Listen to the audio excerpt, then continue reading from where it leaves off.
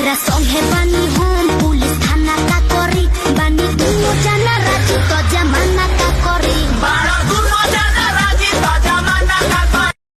कि फागुन में भिस्की पर अंडी चढ़ा के सनक की हजनी राजा जी। अरे नशा में गड़िया लोट के रोड पर हकी हजनी जल्दी तक खुलती न के मड़िया हो के मड़िया हो कदोनी देख के तू आइला का कोइला मीठा मीठा बात है कमरिया हो कदोनी देख के तू आई लाजो न लागे तो है पूछे में आई सोन बात हो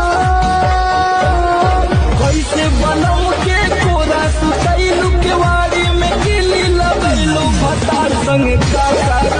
नहीं हर के दी हला रहे निशानी भइला रहे जउठारिया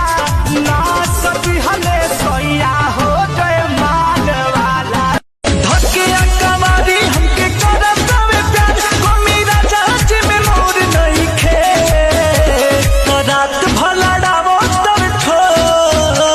तो रात भला डावो तब ठोर हो पिया के कोनो छोर नहीं अब तो कोमर के नीचे भी ओट लागत का ये छोटी तहरा चोटी से चोट लगता ये छोटी तहरा चोटी से चोट लगता। मैडम सुनिए क्या? हमको भी लड़की पटाने आता है अरे चाचा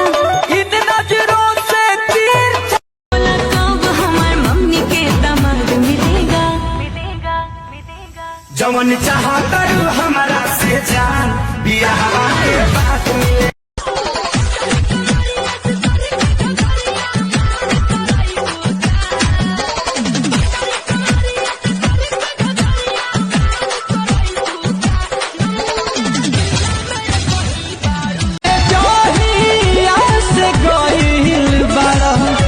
गोदी में खेला